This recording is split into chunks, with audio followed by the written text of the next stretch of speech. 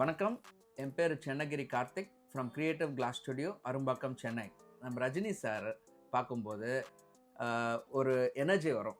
First வந்து ஒரு என்ன சொல்கிறது, ஒரு ஃபேன் அப்படின்ற ஒரு விசில் அடிக்கணும் அப்படின்ற ஒரு உணர்ச்சிகளை தூண்டுற ஒரே நடிகர் நம்ம ரஜினிகாந்த் சார் தான். நாங்கள் ஸ்கூல் டைமில் தான் ரஜினிகாந்த் சார் படத்தில் எங்கள் அப்பா எல்லாம் கூப்பிட்டுட்டு போவார். எந்த தேட்டர் அப்படின்னா அபிராமி தேட்டர். அந்த மெமரிஸ் வந்து அந்த அந்த தேட்டர் அப்படி கிராஸ் பண்ணும்போதே எங்களுக்கு ரஜினி சார் தான் ஞாபகத்துக்கு வரும். ஸோ அதனால் வந்து Rajini sir movie first day first show Deepavali Pongal அப்போ ரிலீஸ் ஆகும்.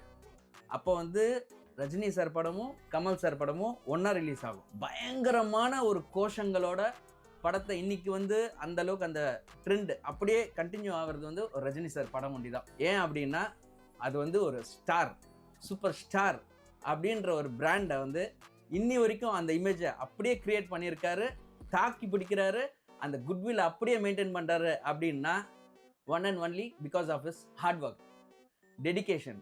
ரஜினிகாந்த் சார்கிட்ட பிடிச்சது வந்து அவருடைய அந்த ஸ்டைல். ஃபஸ்ட்டு எடுத்த உடனே சொல்ல வேண்டியது ஸ்டைல்.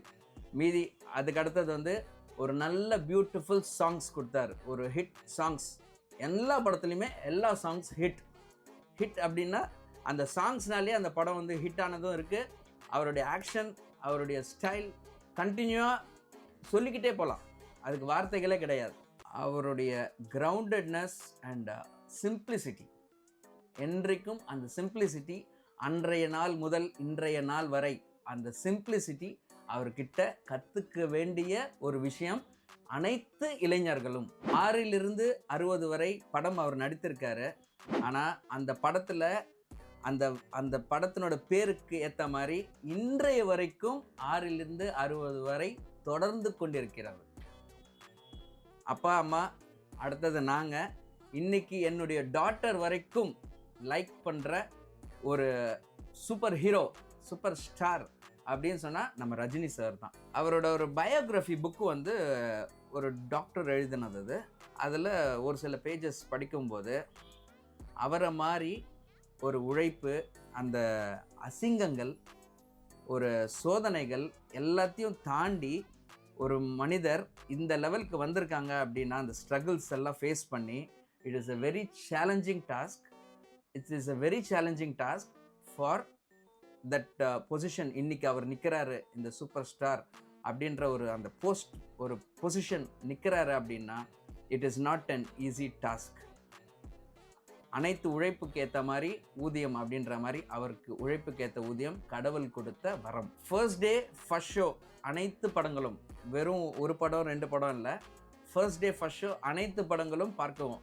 எல்லாம் ஃபேமிலியோடு தான் போவோம், இல்லைனா ஃப்ரெண்ட்ஸ் கூட போவோம், ஒரு கேங்காக தான் போவோம். தனிப்பட்ட முறையில் போய் ரஜினி சார் படம் பார்க்குறது வந்து ரொம்ப ரொம்ப போர் அடிக்கும். ஸோ அதனால் தனிப்பட்ட முறையில் போகிறதே கிடையாது. ஒரு ஃபேமிலியோடு போய் ஒரு என்டர்டெய்னர் அப்படின்னு சொன்னால் ரஜினி சார் மூவி ஒண்டி தான். படையப்பா படம் ரிலீஸ் ஆச்சு. ஃபஸ்ட்டு டே ஃபஸ்ட் ஷோ எல்லாம் பார்த்து முடிச்சாச்சு.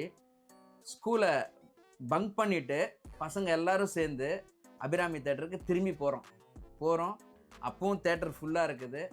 அப்புறம் மேனேஜர்கிட்ட ரிக்வெஸ்ட் பண்ணி, ப்ரெஷர் பண்ணி, கையில் டிக்கெட்டை வாங்கி, பேக் ரோலாம் கொடுக்க முடியாது தம்பி, முன் ரோவில் ஃபஸ்ட்டு ரோவில் தான் கொடுக்க முடியும், இஷ்டம் இருந்தால் டிக்கெட்டை வாங்கிக்கோ, இல்லைன்னா விட்டுடு அப்படின்னு சொன்னார்.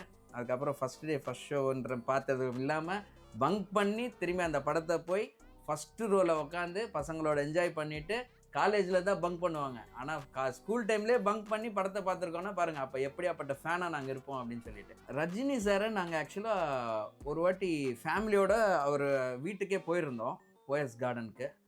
அந்த டைமில் சார் வந்து ஒரு அர்ஜெண்ட்டாக ஷூட்டிங் கிளம்பிட்டு இருந்தார். அவர் கூட ஃபோட்டோ எடுக்கலாம் தான் ஃபேமிலியோடு போனோம். பட் எங்கள் அண்ணலுக்கு அந்த இடத்துல ஃபோட்டோகிராஃபர் அன்னைக்கின்னு பார்த்து லீவு. அவரால் எங்கள் கூட நின்று ஃபோட்டோ எடுக்க முடியல. நெக்ஸ்ட் டைம் மீட் பண்ணுவோம், தப்பாக நினச்சிக்காதீங்க, ஃபேமிலியோடு வந்திருக்கீங்க அப்படின்னு சொல்லிவிட்டு அன்றைக்கி காரில் ஷேக்கண்டை கொடுத்துட்டு கிளம்பிட்டார். ஆனால் திரும்பி ட்ரைன்ற மாதிரி நாங்கள் ட்ரையும் பண்ணல. கடவுளாக எங்களுக்கு கொடுத்த ஆசீர்வாதமாக என்னன்னு தெரியல. ஒரு நாள் ஃபேமிலியோடு நாங்கள் நைட் டின்னருக்கு போகிறோம், ஒரு நட்சத்திர ஹோட்டலுக்கு போனால் சார் ஃபேமிலியோடு உட்காந்து டின்னர் சாப்பிட்டுட்டு இருந்தார். நாங்கள் போன உடனே அவர் பார்த்த உடனே ஒரு வணக்கம் போட்டதுக்கு ஒரு வணக்கம் போட்டார். ஃபேமிலியோடு இருந்திருக்கும்போது நம்ம டிஸ்டர்ப் பண்ணுறது வந்து ஒரு நல்ல முறை கிடையாது. நாங்கள் ஃபேமிலியோடு நாங்கள் டின்னரை முடிச்சுட்டு அந்த சர்வீஸ் பண்ணுற ஒரு பர்சன்கிட்ட ரிக்வெஸ்ட் பண்ணோம், சார்கிட்ட ஒரே ஒரு ஃபோட்டோ எடுக்க முடியுமான்னு ரிக்வெஸ்ட் பண்ணுங்க கேட்குறாங்கன்னு சொல்லிவிட்டு, சார் ஓகே சொன்னால் நாங்கள் எடுத்துக்கிறோம், இல்லைன்னா அப்படியே கிளம்பிடுவோம் அப்படின்னு சொல்லிட்டு அந்த சர்வீஸ் பண்ணுற ஸ்டாஃப் வந்து நேராக போயிட்டு சர்வீஸ் பண்ணுற அந்த டேபிளில் போய்ட்டு சார்கிட்ட இது மாதிரி அந்த டேபிளில் இருக்கிறவங்க ஃபோட்டோ எடுத்துக்கணுன்றாங்க அவங்க ஃபேமிலியோட, அவங்கக்கிட்ட ரிக்வெஸ்ட் கேட்டிருக்காங்க அப்படின்னு சொல்லி கேட்டவுடனே உடனே அந்த டேபிளில் இருந்து அவர் சாப்பிட்டுட்டு இருக்கும்போதே இம்மீடியட்டாக எழுந்துச்சு வர சொல்லுங்க அப்படின்னு சொல்லி இது பண்ணார்.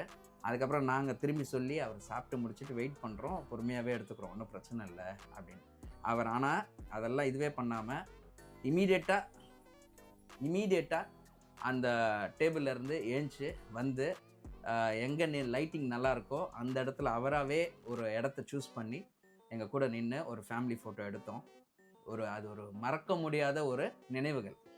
லைஃப்பில் நிறைய சேலஞ்சஸ் வந்து எல்லாருக்குமே வரும் வாழ்க்கையில், அவங்கவுங்க ஃபீல்டுக்கு ஏற்ற மாதிரி. ரஜினி சாருக்கு ஏற்ற மாதிரி அவரோட ஃபீல்டில் அவர் நிறைய சேலஞ்சஸ் ஃபேஸ் பண்ணிவிட்டு வந்துக்கிட்டு இருக்காரு, வந்து கொண்டே இருக்கிறாரு. ஆனால் அவர்கிட்ட இந்த இன்ஸ்பயர் ஆன ஒரே ஒரு விஷயம் எனக்கு என்ன அப்படின்னா, அந்த ஸ்போர்ட்டிவாக எடுத்து பாருங்க. எந்த விஷயத்துமே எந்த ஒரு கான்ட்ரவர்சி வந்தாலும் எதுவாக இருந்தாலும் அதை ஆக்டிவாக எடுத்துப்பார். அந்த ஸ்போர்ட்டிவ்னஸ் அவர்கிட்ட எனக்கு ரொம்ப பிடிக்கும். இன்னொன்று வந்து அவருடைய ஹார்ட் ஒர்க், அந்த ஹார்ட் ஒர்க், விடாமுயற்சி, அவருடைய தொழிலில் அவருடைய விடாமுயற்சி ரொம்ப ரொம்ப பிடிக்கும் எனக்கு. அந்த விடாமுயற்சி தான் நானும் என்னுடைய தொழிலில் கடைபிடிச்சிட்டு வந்துட்டுருக்கிறேன். எந்த ஒரு பிரச்சனை வந்தாலும் அதை ஃபேஸ் பண்ணுற அளவுக்கு தெம்பு கொடுக்குறாரு. அவர் மூவிஸ் பார்க்க இன்னும் தெம்பு வருது. ஸோ அதனால் வந்து விடாமுயற்சி ஒரு விஸ்வரூப வெற்றி அப்படின்றது வந்து ரஜினி சார் ஒரு எக்ஸாம்பிள். ரஜினி சார்கிட்டேருந்து கற்றுக்க வேண்டிய விஷயம் ஒன்று, எல்லாருக்கூடையும் ஷேக் ஹேண்டை கொடுத்துட்டு ஒரு ஃப்ரெண்ட்லி நேச்சராக அவர்கிட்ட இருந்து கற்றுக்க வேண்டிய முதல் விஷயம் ஃப்ரெண்ட்லி நேச்சர். இந்த 50 years ஆஃப் ரஜினி சார் இதில் வந்து எஸ்பி முத்துராமன் சார்கிட்டேருந்து, கே பாலச்சந்தர் சார்கிட்டேருந்து, KS ரவிக்குமார் சார்கிட்டேருந்து நிறைய விஷயங்கள், நிறைய டைரக்டர்ஸ் வந்துக்கிட்டே இருக்காங்க. இன்றைய ட்ரெண்ட் வரைக்கும் வந்துக்கிட்டே இருக்காங்க. இப்போ லோகேஷ் கனகராஜ் சார் வரைக்கும் அவர் அப்டேட்டட் வெர்ஷனில் திரும்பியும் நடிச்சுக்கிட்டு இருக்காரு. அப்படின்னா அவர் ட்ரெண்டு மாறாமல் இன்னி வரைக்கும் இந்த ட்ரெண்டுக்கு ஏற்ற மாதிரி டைரக்டர்ஸ் கூட நடிச்சிட்ருக்காரு. அப்படின்னா அவருடைய அப்டேட் அவருடைய ஃபீல்டு அப்டேட் ஆகிட்டே இருக்காரு. ஸோ எல்லா தொழிலையுமே அந்தந்த ஃபீல்டில் அவங்கவுங்க அப்டேட் ஆகிட்டே இருந்தால் தான் அந்த ஃபீல்டில் நிலச்சி நிற்க முடியும். அது இல்லாமல் அந்த ஹார்ட் ஒர்க்கும் இருக்கணும், அந்த ஒரு பாசிட்டிவிட்டி இருக்கணும், அந்த எனர்ஜெட்டிக் இருக்கணும், அந்த ஸ்டைல் இருக்கணும். எந்த ஒரு ஃபீல்ட்லேயும் ஒரு ஸ்டைலுன்னு ஒன்று இருக்குது, டிஃப்ரெண்ட் ஸ்டைல். ரஜினி சார் மூவியில் பார்த்தீங்க அப்படின்னா அவரோட சிகரெட், அதுதான் அவருடைய கேட்சி ஸ்டைலு. அது இன்னி வரைக்கும் எந்த ஒரு நடிகராலையும் சரி, இன்னி வரைக்கும் ஒரு சாதாரண மனிதராக இருந்தாலும் சரி, அந்த ஒரு ஸ்டைல் வந்து அவர்கிட்ட இருந்து நம்ம அதை காப்பி அடிக்க முடியாத அளவுக்கு ஒரு முத்திரை பதிச்சிருக்காரு. அப்படின்னா அந்த ஸ்டைல் தான். எனக்கு ரஜினி சார்கிட்ட நடித்த படத்தில் எனக்கு ரொம்ப பிடிச்ச படம் எது அப்படின்னு பார்த்தீங்கன்னா அண்ணாமலை. லைஃப் டைம் எத்தனை தடவை இன்றைக்கும் நாளைக்கும் இன்னொரு 5 வருஷம் கழித்து படத்தை போட்டு பார்க்கணும் அப்படின்னு யாராவது கேட்டாங்கன்னா அண்ணாமலை மூவியை தவிர வேறு மூவிஸ் எல்லாமே பிடிக்கும். பட் அண்ணாமலை மூவி என்னுடைய மோஸ்ட் ஃபேவரபிள் விஷ்லிஸ்ட்டில் இருக்கிற படம் அப்படின்னு சொல்லலாம். அந்த படம் ஏன் பிடிக்கும் அப்படின்னு சொன்னால், அந்த சேலஞ்சஸ் வரும்போது ஒரு எனர்ஜியோட நம்ம நெக்ஸ்ட் லெவலுக்கு போகணும். எவ்வளோ பிரச்சனைகள், கழுத்து நெருக்கிற ப்ரெஷர் வந்தாலும் அதை நெக்ஸ்ட் லெவல், நம்மளை எதிரிகள் யாரெல்லாம் நம்மளை தோக்கடிக்கணும், நம்மளை கவுக்கணும் அப்படின்னு பார்க்குற ஒரு ஸ்டேஜ் வரும்போது கூட அந்த மூவி பார்த்தோம் அப்படின்னா அதெல்லாம் அசால்ட்டாக முடிச்சுட்டு போயிட்டே இருக்கலாம் அப்படின்ற ஒரு கான்ஃபிடன்ஸ் லெவலில் கொடுக்குற படம் வந்து அண்ணாமலை. இந்த யுத்தத்துல நான் உன்னை விட பணம், பேர், புகழ், அந்தஸ்தை சம்பாதிச்சு பல அடுக்குமாளிகை ஓட்டைகளை கட்டி அவருக்காக ஒரு பியூட்டிஃபுல் ஒரு பெருமாள் வந்து கிளாஸ்லேயே என் கைப்பட பண்ணது நான் ரொம்ப நாளாக கொடுக்கணும் அப்படின்னு சொல்லிட்டு அப்படியே வச்சிருக்கேன்.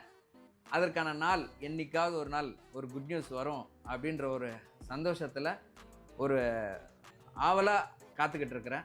சார், ரஜினி சாருக்காக தயாரித்த என் கைப்பட செஞ்ச ஒரு beautiful Perumal on glass, full and full glass.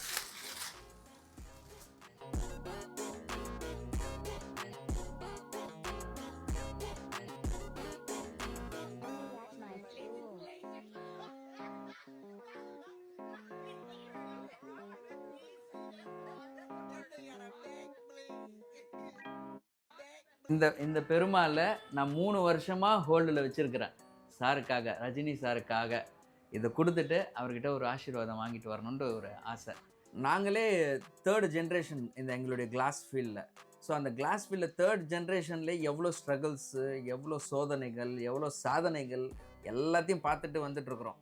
இந்த struggles one single man, one single super star இதை ஃபேஸ் பண்ணிவிட்டு ஒரு நெக்ஸ்ட் லெவல் வரைக்கும் இன்றைய வரைக்கும் இன்னும் ஒரு 50 வருஷம் கூட நடிக்கணும்னு நாங்கள் ஆசைப்பட்டுட்ருக்கோம் அவரை. ஸோ அந்த கண்டினியூஷன் ஆஃப் சினிமா ஃபீல்டில் ஹார்ட் ஒர்க்காக 50 வருஷம் 50 இயர்ஸ் ஆஃப் ரஜினிசமில் ரொம்ப ரொம்ப பாராட்ட வேண்டிய விஷயம். கடவுளோட பிளெஸ்ஸிங்ஸ் அவருக்கு இன்னும் நிறைய கொடுக்கணும், இன்னும் நிறைய படங்கள் நடிக்கணும், அவரை மக்களை சந்தோஷப்படுத்திக்கிட்டே இருக்கணும், நாங்கள் அதை பார்த்துக்கிட்டே இருக்கணும், ரசிச்சுக்கிட்டே இருக்கணும். ஸோ என்னுடைய மனமார்ந்த வாழ்த்துக்கள். வணங்குகிறோம். வயசு இல்லை, வாழ்த்துறோம். 75வது பிறந்தநாள் கொண்டாடும் சூப்பர் ஸ்டார் ரஜினிகாந்த் சார் அவர்களே, என்னுடைய மனமார்ந்த பிறந்தநாள் நல்வாழ்த்துக்கள். கடவுளோட ஆசீர்வாதங்கள் உங்களுக்கு நிறைய கிடைக்க வேண்டும். நன்றி, வணக்கம்.